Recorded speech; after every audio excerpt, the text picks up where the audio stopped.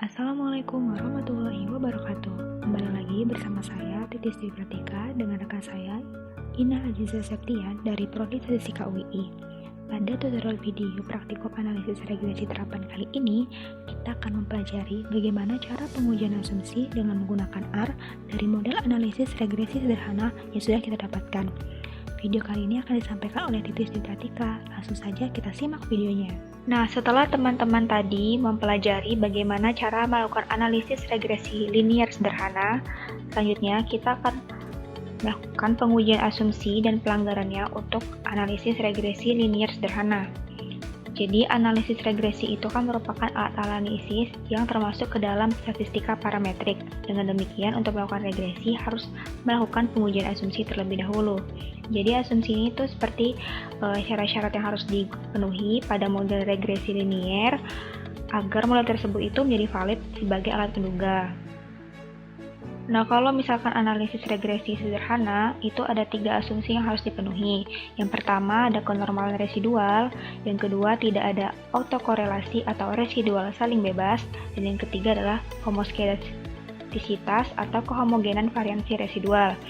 Sedangkan kalau misalkan nanti untuk analisis regresi linear berganda, itu ditambahkan dengan tidak adanya multikolinearitas. Untuk yang materi kali ini, kita akan melakukan pengujian asumsi untuk analisis regresi linear sederhana.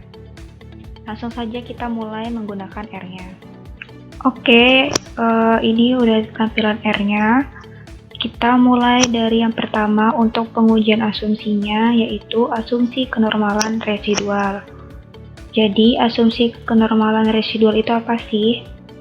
Nah, uji kenormalan residual ini digunakan untuk melihat apakah sebaran data yang ada terdistribusi secara normal atau tidak.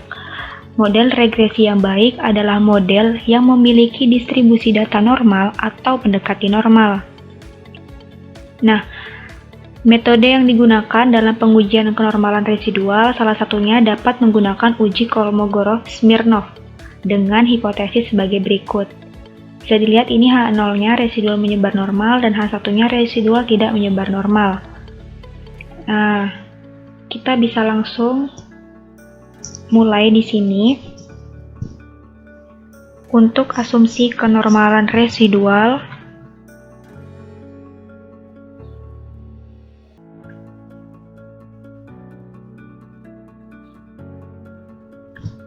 kita menggunakan sintaks ini, library Nortest, kemudian dengan sintaks LiliTest, regresi residuals. Oke. Sekarang aku akan ngejelasin maksud dari sintaks ini apa sebelum kita run. Jadi, Nortest ini itu merupakan suatu package. Kalian bisa install terlebih dahulu di bagian ini package. Kemudian diklik install, terus masukkan namanya di sini, diketikkan Nortest. Jika di R kalian udah terinstall Nortest, nanti tampilannya akan kayak kayak gini. Ini berarti kalian tuh udah install package Nortest di R-nya, jadi udah nggak perlu lagi diinstal. Kalau yang belum, nanti langsung terinstall kalau misalkan kalian klik yang tadi itu. Kemudian di sini ada LiliTest. LiliTest ini merupakan suatu fungsi untuk menjalankan asumsi kenormalan residual dengan residual yang menggunakan Kolmogorov-Smirnov. Kemudian di sini ada tulisan regresi. Nah, tulisan regresi ini ngikut sama apa yang kalian tuliskan di sini sebagai nama datanya. Kalau di sini kalian tulisnya regresi 1, berarti nanti di bawah sini juga regresi 1 kayak gitu. Kemudian di sini ada dolar residual, berarti dia mengambil sisaan atau residual dari regresinya. Langsung saja kita jalankan sintaksnya. Nah, oke, didapatkan hasilnya seperti ini. Lilliefors-Kormogolov-Smirnov normality test regresi residual dengan p-value 0,07347.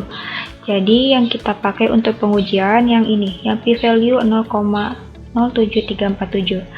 Langsung saja kita masuk ke bagian pengujian hipotesisnya agar lebih jelas. Oke, ini hasil yang tadi. Di sini udah ada uji hipotesisnya dengan H0 sama dengan sisaan menyebar normal, H1 sisaan tidak menyebar normal.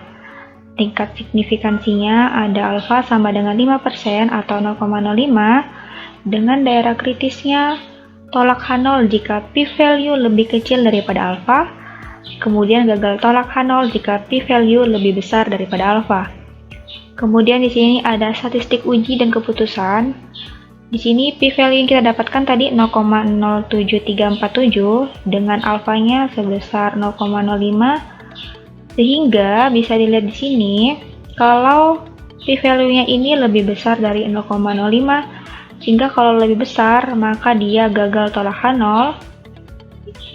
Berarti didapatkan kesimpulan dengan menggunakan tingkat kepercayaan 95%, data yang ada gagal tolak H0, yang berarti sisaannya itu menyebar normal. Sisaan atau residual itu sama aja ya, sehingga asumsi kenormalan sisaan terpenuhi. Nah, untuk selanjutnya, yang kedua itu adalah uji kebebasan residual atau autokorelasi. Jadi, autokorelasi ini tuh muncul karena observasi yang berurutan sepanjang waktu yang berkaitan satu sama lainnya. Permasalahannya itu muncul karena residual tidak bebas pada satu observasi ke observasi yang lainnya. Untuk mendiagnosis adanya autokorelasi itu tuh didiagnosis menggunakan uji Darwin-Watson. Nah, adapun pengujian hipotesisnya untuk uji Darwin-Watson pada H0 yaitu tidak terdapat autokorelasi pada residual, sedangkan H1-nya terdapat autokorelasi ordo pada residual. Langsung saja kita melakukan pengujian menggunakan R. Untuk uji autokorelasi ini kita menggunakan package LM-test, kemudian diketikkan dw-test regresi. Oke, jadi kita terlebih dahulu install package LM-test. Bagi kalian yang belum, bisa langsung install di bagian package, terus diklik installnya. Kemudian kalau yang udah, kita langsung panggil package library LM-test-nya.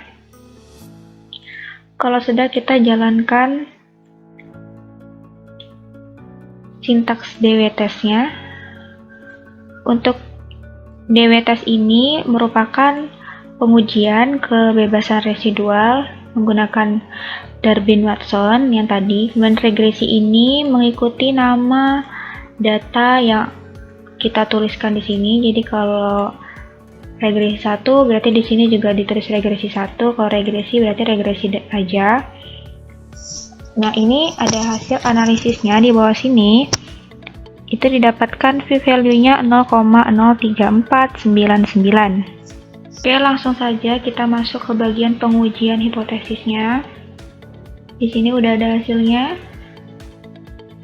Oke, langsung ini ada uji hipotesisnya, yaitu H0 tidak terjadi autokorelasi pada residual, kemudian H1-nya terdapat autokorelasi ordo pada residual.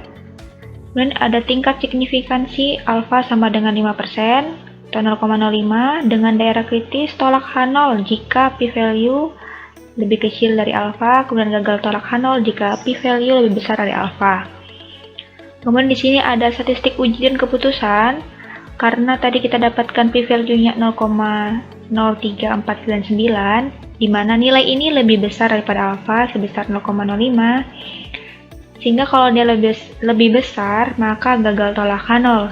Sehingga didapatkan kesimpulan dengan menggunakan tingkat kepercayaan 95%, data yang ada gagal tolak H0 atau tidak terjadi autokorelasi pada sisaan.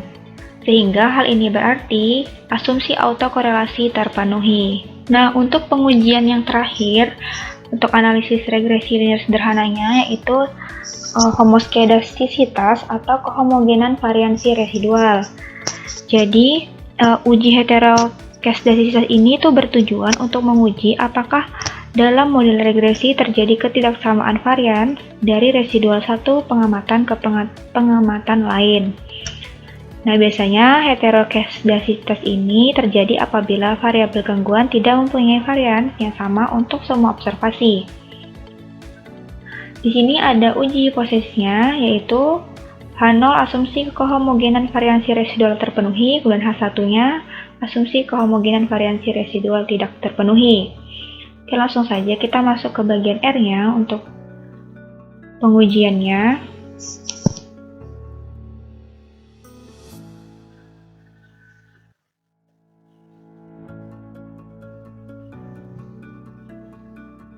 Di sini kita menggunakan library LMTest sama seperti yang terbin tadi.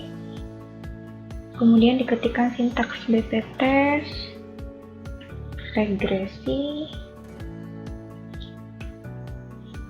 student type-nya false,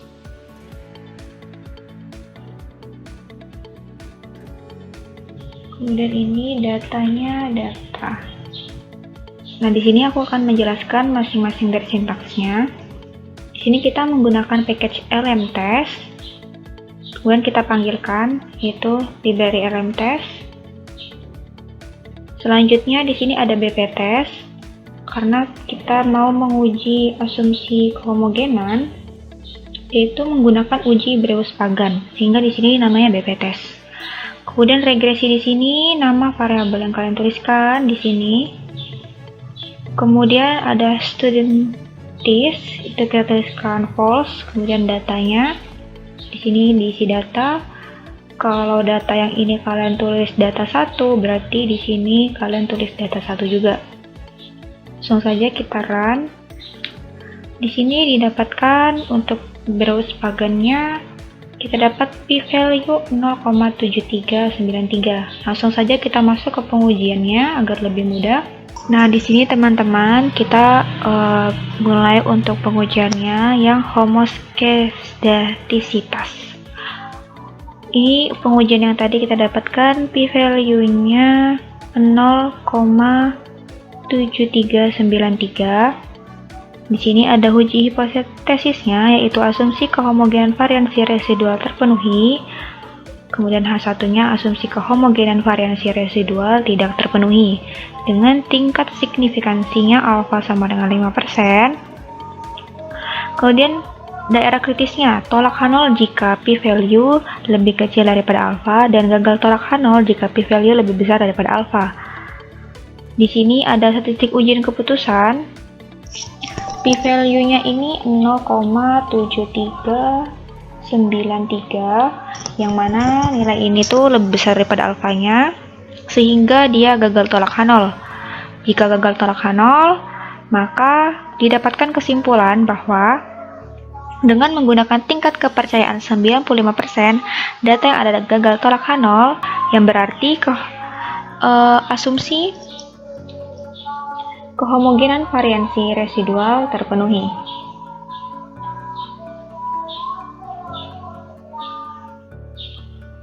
Sehingga karena ketiga pengujian asumsi yang kita lakukan itu semuanya terpenuhi, maka model analisis regresi terapan yang kita dapatkan pada video sebelumnya itu layak digunakan ya. Nah, bagaimana teman-teman dengan tutorial analisis regresi sederhana dengan menggunakan R dengan uji asumsinya?